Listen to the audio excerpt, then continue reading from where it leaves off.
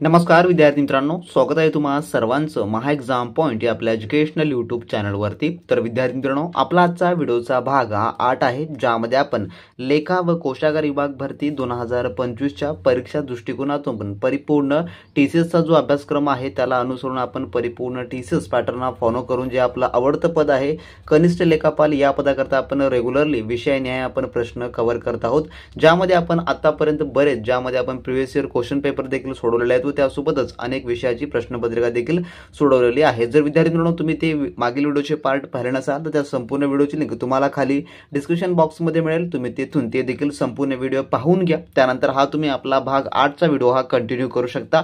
या व्हिडिओमध्ये आपण स्पेशली जे आपल्या अर्थशास्त्राचे प्रश्न असतात, इकॉनॉमिक्स जे की आपल्याला कनिष्ठ लेखापाल या पदासाठी अभ्यासक्रमामध्ये नेमून दिलेला आहे, ज्यामध्ये विविध टॉपिकवर प्रश्न विचारले जाणारे आहेत। तर परिपूर्ण आपण त्या टॉपिकला अनुसरून या व्हिडिओमध्ये आपण काही महत्त्वपूर्ण प्रश्न पाहणार आहोत, जे की तुमच्या परीक्षा दृष्टिकोनातून अतिशय महत्त्वपूर्ण आहेत। चला पाहू मित्रांनो, आपण आजच्या या भाग 8 मधील अर्थशास्त्र या विषयावर विशेष आपण काही महत्त्वपूर्ण प्रश्न। तर यामधला आपला प्रश्न क्रमांक 1 असा आहे, जो की प्रश्न पहिला, सार्वजनिक वित्ताचा मुख्य उद्देश काय असतो? तर जे सार्वजनिक वित्ताचा जो मुख्य उद्देश यापैकी काय असतो, तर याचं जे उत्तर आहे ते आहे ऑप्शन नंबर थोडक्यामध्ये ब, जे की समाज कल्याण आणि आर्थिक स्थैर्य। म्हणजेच काय, तर सार्वजनिक वित्ताचा जो मुख्य उद्देश आहे जे की समाजामधील असमानता कमी करणे, जे काही गरिबी श्रीमंती हे या प्रकारचं असतं, तर त्या प्रकारे सार्वजनिक वित्तामधून जे आहे समाजातील असमानता जे की कमी करणे व त्यासोबतच समाज कल्याण जे काही असणारी योजना आहेत ते राबवणे या मार्फत जे आहे जे की याचा मुख्य उद्देश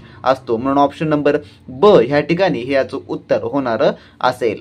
त्यानंतरचा पुढील प्रश्न जो की प्रश्न दुसरा असा आहे, आर्थिक संकल्पीय तूट म्हणजे काय? तर आर्थिक संकल्पीय तूट कशाला म्हटलं जातं? तर थोडक्यामध्ये आर्थिक संकल्पीय तूट म्हणजे काय, तर सरकारचा खर्च हा उत्पादनापेक्षा जास्त असणे होय।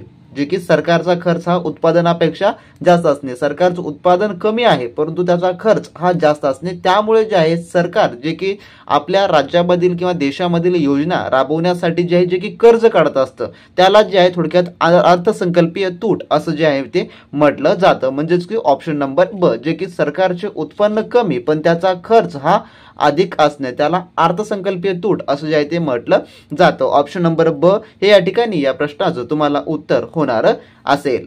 त्यानंतरचा पुढील प्रश्न जो की प्रश्न 3 असा आहे पुढचा, जीएसटी म्हणजेच की गुड अँड सर्व्हिसेस टॅक्स हा कोणत्या वर्षी लागू करण्यात आला? थोडक्यात जीएसटी हे जे आहे कोणत्या वर्षी जे की लागू करण्यात आला आहे? तर याचं जे उत्तर आहे ते आहे थोडक्यात ऑप्शन नंबर क, जे की 2017। तर 2017 सालापासून थोडक्यात डेट जर तुम्हाला सांगायची झाली तर 1 जुलै 2017 या सालापासून जे आहे थोडक्यात जीएसटीची सुरुवात झालेली आहे भारतामध्ये, जे की एक समान कर जे काही या प्रकारचं त्यांनी त्यावेळेस जे काही स्लोगन दिलं होतं त्या अनुषंगाने जे आहे जे की एक देश एक कर असं म्हणून त्यांनी जे आहे थोडक्यात जीएसटीचं जे की लागू केलेला वर्ष आहे 1 जुलै 2017। तर हा एक आयएमपी प्रश्न आहे तुमच्या इकॉनॉमिक्सच्या दृष्टिकोनातून, कॉमनली आहे, तुम्हाला विचारला तर विचारला देखील जाऊ शकतो की जीएसटी कोणत्या वर्षी लागू करण्यात आला किंवा कोणत्या दिवशी सुरू करण्यात आलं, तर ते आहे 1 जुलै 2017 पासून जीएसटी लागू करण्यात आलेला आहे। ऑप्शन नंबर क या ठिकाणी या प्रश्नाचं उत्तर होणार असेल। तर थोडक्यामध्ये तुम्हाला ह्या प्रकारच्या प्रश्नाचा दर्जा असणार आहे, ज्यामध्ये खूप अवघड पण नाही आणि खूप सोपे पण नाही, जे की मिडियम म्हणजे मॉडरेट टाईपचे प्रश्न तुम्हाला पाहायला मिळणारे असतील।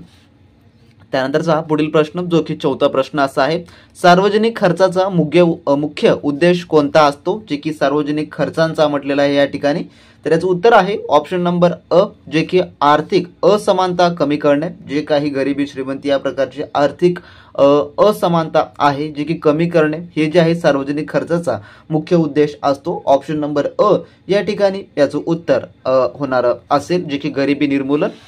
त्यानंतरचा पुढील आपला 5वा प्रश्न, WTO म्हणजेच की जागतिक व्यापार संघटनाची स्थापना केव्हा झाली? तर याचं जे उत्तर आहे ते आहे ऑप्शन नंबर थोडक्यात ब, जे की 1995।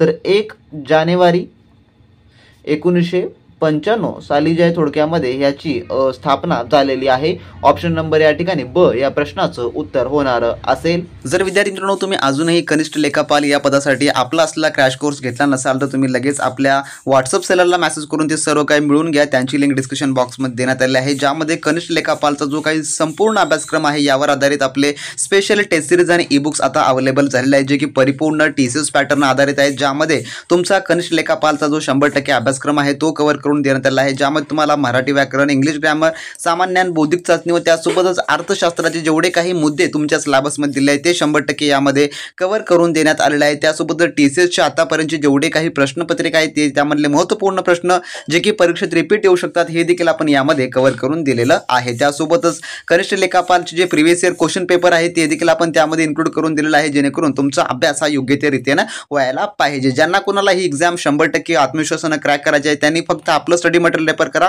ज्याची प्राइस 350 ठेवण्यात आलेली आहे, जे की व्हॉट्सअप सेलरला मेसेज केल्यानंतर लगेच तुम्हाला 5 मिनिटांमध्ये तुमच्याकडे ते उपलब्ध होऊन जाणार असेल आणि 100% अभ्यासाची तयारी तुमची एकाच ठिकाणी होऊन जाणार असेल, ज्यामुळे तुम्हाला मार्केटमधलं कोणतेही महागडे बुक्स घेण्याची गरज नाही किंवा तुम्हाला कोणतीही कोचिंग लावण्याची अजिबात गरज पडणारी नसेल। ज्या विद्यार्थी मित्रांना ही परीक्षा क्रॅक करायची आहे त्यांनी आपलं नक्की स्टडी मटेरियल रेफर करा, त्यांची लिंक डिस्क्रिप्शन बॉक्समध्ये देण्यात आलेली आहे। विद्यार्थी मित्रांनो तुम्ही अजूनही आपलं सर्व काही लेखा व कोशागार विभागासाठी सर्व विषयांनी आहे टेस्ट सिरीज व मित्रांनो नोट्स तुम्ही घेतल्या नसाल तर वेळ वाया घालवता लगेच तुम्ही आपल्या व्हॉट्सअप सेलरला मेसेज करून सर्व काही मिळवून घ्या।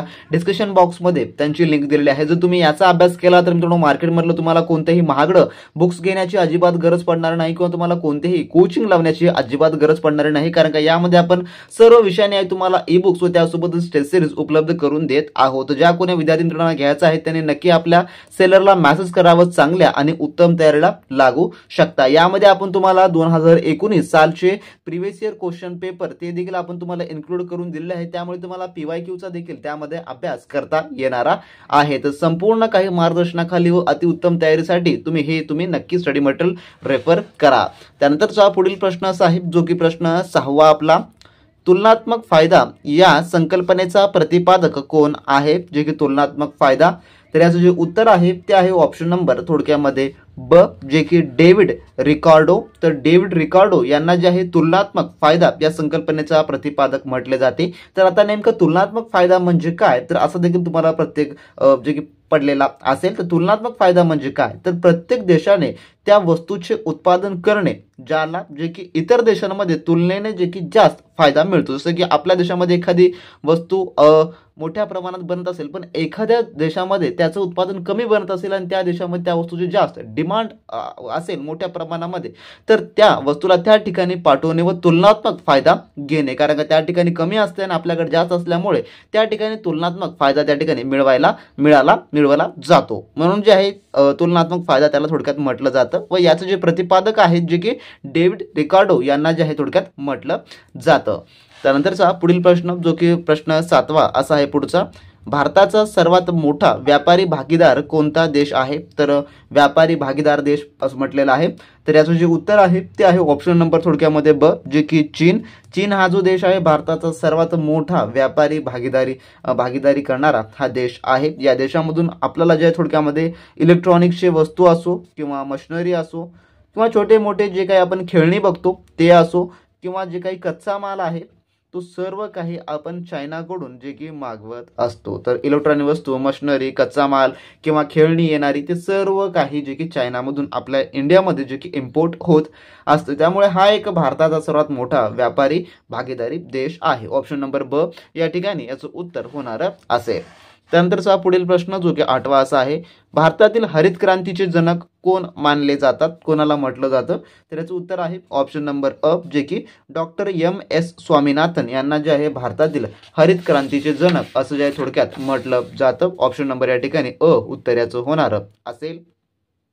त्यानंतर आपला पुढील 9वा प्रश्न असा आहे, भारतातील शेती क्षेत्राला सर्वाधिक योगदान कोणत्या पिकाचे आहे?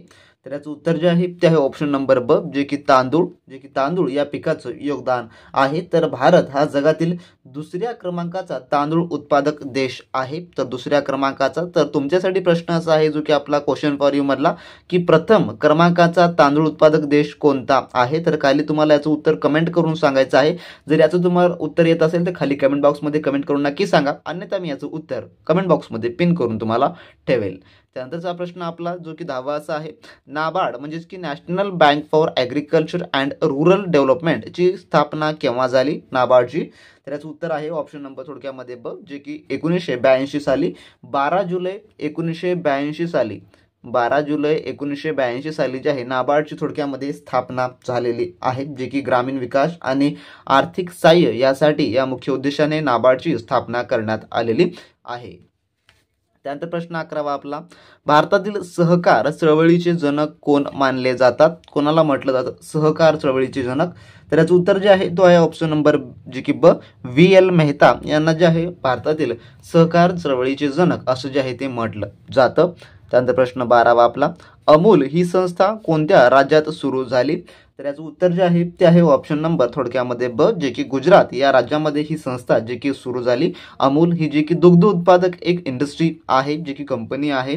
अमूल ऑप्शन नंबर ब याचं उत्तर होणार असेल.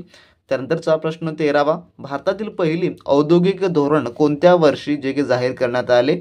तर याचं जे उत्तर आहे ते आहे ऑप्शन नंबर ब, जे की 1956 साली जे की जाहीर करण्यात आले. त्यानंतरचा 14वा प्रश्न, भारतातील IT म्हणजेच की माहिती तंत्रज्ञान इन्फॉर्मेशन टेक्नॉलॉजी क्षेत्राची राजधानी जी की कोणती मानली जाते यापैकी कोणत्या शहराला? तर याचं उत्तर आहे ऑप्शन नंबर ब, जे की बँगलोर या शहराला जे की मानलं जातं. त्यानंतरचा प्रश्न आपला 15वा, महाराष्ट्राच्या अर्थव्यवस्थेला सर्वाधिक योगदान कोणत्या क्षेत्राचे आहे? तर याचं उत्तर आहे ऑप्शन नंबर क, जे की सेवा क्षेत्राचं जे आहे महाराष्ट्राच्या अर्थव्यवस्थेला सर्वाधिक योगदान आहे. ऑप्शन नंबर क या ठिकाणी याचं उत्तर होणार असेल. तर आपल्या नोट्समध्ये तुम्हाला A to Z माहिती आपण कव्हर करून दिलेली आहे आणि टेस्ट सिरीज मार्फत तुम्हाला ह्या सर्व प्रश्नांची प्रॅक्टिस देखील करून घेतली जाणारी आहे. त्यामुळे त्यांनी कोणी टेस्ट सिरीज घेतलं नसेल किंवा नोट्स घेतल्या नसतील त्यांनी नक्की आपल्या सेलरला मेसेज करा. डिस्क्रिप्शन बॉक्समध्ये त्यांची लिंक जी आहे दिलेली आहे. सर्व काही सॉफ्ट कॉपीच्या माध्यमातून इन्स्टंटली ते तुम्हाला अवेलेबल होणार असेल आणि परीक्षा दृष्टिकोनातून त्याचा अभ्यास तुम्ही आतापासून सुरू केलात तर 100% तुम्हाला त्याचा लाभ हा होणारा असेल. त्यानंतर 16वा प्रश्न, महाराष्ट्रातील जवाहर नगर हे कोणत्या उद्योगासाठी प्रसिद्ध आहे? तर याचं उत्तर जे आहे ते आहे ऑप्शन नंबर अ, जे की सुती वस्त्र उद्योग यासाठी जे की प्रसिद्ध आहे. त्यानंतर प्रश्न 17वा आपला, महाराष्ट्रातील सर्वात मोठा बंदर कोणता आहे? तर याचं उत्तर आहे ऑप्शन नंबर ब, जे की जवाहरलाल नेहरू बंदर, ज्यालाच की न्हावा शेवा असं देखील म्हटलं जातं. ऑप्शन ब या ठिकाणी या प्रश्नाचं उत्तर होणार असेल. त्यानंतरचा प्रश्न 18वा, महाराष्ट्रातील शिरपूर हे कोणत्या उद्योगासाठी प्रसिद्ध आहे? तर याचं उत्तर जे आहे ते आहे ऑप्शन नंबर अ, जे की सुती वस्त्र उद्योग यासाठी महाराष्ट्रातील शिरपूर हे जे की उद्योगासाठी प्रसिद्ध आहे, सुती वस्त्र उद्योग. तर अशा प्रकारचे आजच्या व्हिडिओमधले आपले काही आपण टॉप 18 क्वेश्चन जे की स्पेशली अर्थशास्त्रावर आपण प्रश्न पाहिलेले आहेत. जर तुम्हाला अशा प्रकारचे प्रश्न भरपूर हवे असतील तर खाली कमेंट बॉक्समध्ये कमेंट करून सांगा. आणि ज्या कोणी विद्यार्थ्यांना TCS पॅटर्न आधारित A to Z सर्व काही स्टडी मटेरियल हवं असेल त्यांनी नक्की आपल्या व्हॉट्सअप सेलरला मेसेज करून सर्व काही मिळवून घ्या. तर भेटू नेक्स्ट व्हिडिओमध्ये नवीन प्रश्नांसोबत, नवीन काही अपडेट सोबत. तोपर्यंत बी प्रॅक्टिस क्रॅक एक्झाम.